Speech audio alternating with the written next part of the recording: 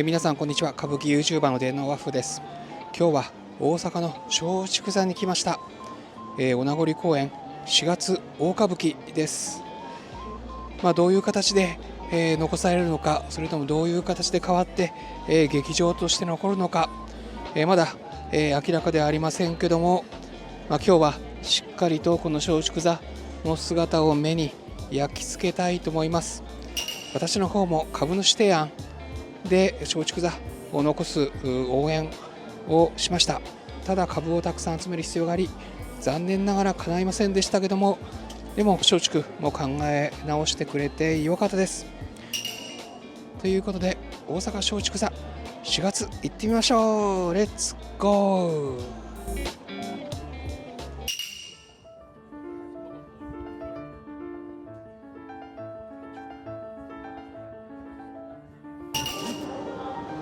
今菅原伝授手習い鏡の寺子屋が終わりました。いやーすごかった。仁左衛門さん、松尾丸が自分の子供を犠牲にしてで武部源蔵の寺子屋に寺入りさせる。その寺入りの後、松尾丸が菅丞相の子供の菅秀才かといって一人一人吟味する。でそして自分の子供の顔の首十検をする。うわーすごかったですね。仁左衛門さん演ずる松尾丸が武部源蔵の女房の戸波とぶつかるところ、無礼者めと言ってダーンと刀を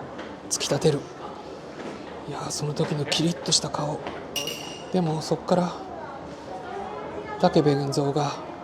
身代わりにした自分の息子を切った時、ブスッと切った時、うーっと顔を歪める。そして自分の子供の首実験をする時、最初目をつむっていて、できっと見る、前を見てその目をだんだん下に下ろしていって、苦しそうにうめく自分の息子だったというすごいいい場面で、最後の方で今度は武部源蔵に自分の子供が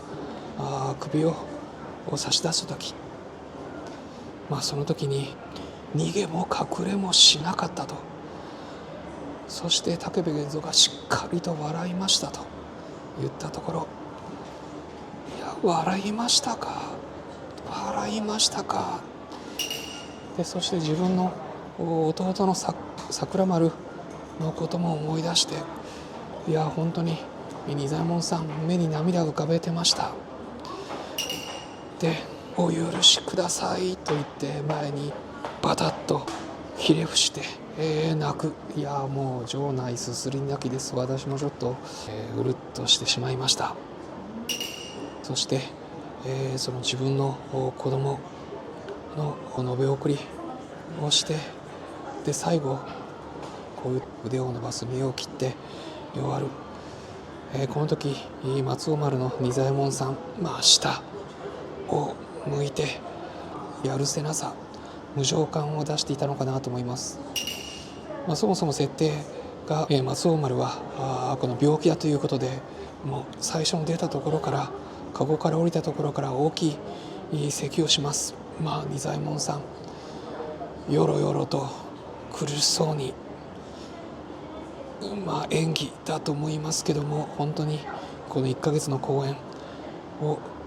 するのも大変だと思います。ものすごい体力使うと思います。A プログラム B プログラムあって、今日は A プログラムなんで仁左衛門さんが松尾丸やってます。本当に、最後の千秋楽まで、きちんと演じ切ってほしいです。いやものすごい松尾丸だ。そして松尾丸の息子の小太郎をする春樹くんが、これがクリッとして、またつぶらでいいんです。この無垢な、春樹くんがこの後の運命を考えると泣かせます。そして松尾丸の女房の千代、これ、高太郎さんやってます。高太郎さんもこういう役をやると本当に夫と、そして忠義のために尽くす、でも悲しみ、やっぱり母親としての悲しみを表していてよかったです。武部源蔵の幸四郎さんも実は昼の最後は、大谷伏見の富くじということで、本当にコミカルな役やってたんで、逆にこのしんみりとした腹をくくる寺子屋の主という役見せました。ということで、本当に松竹座まで来てよかったです。大阪まで来てよかったです。素晴らしく感動的な仁左衛門さん松王丸の寺子屋でした。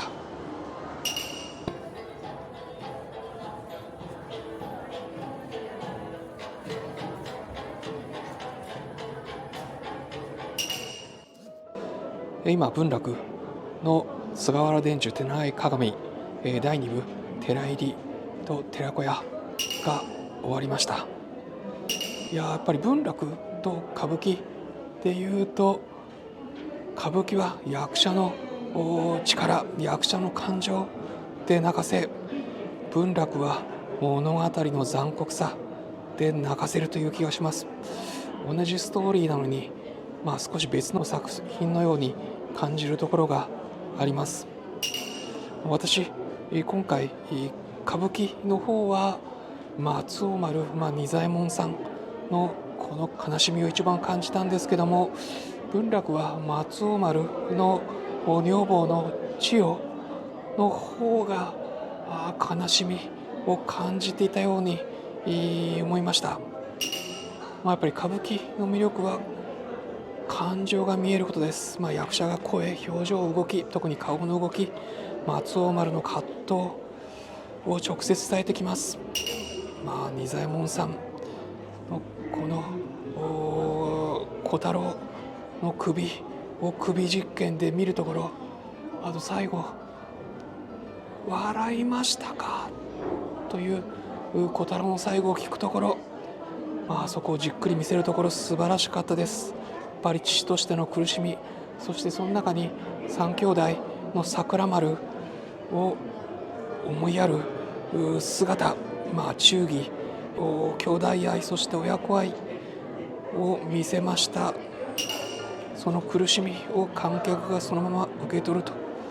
いう気がしました。それに対して文楽、やはり人形ですんで、冷静に見えます。そして太夫の語りと三味線が物語を客観的に進めてきます。寺入りの場面でも子供が騒いで、悪ガキが騒いで、立たされる場面もなかったですし、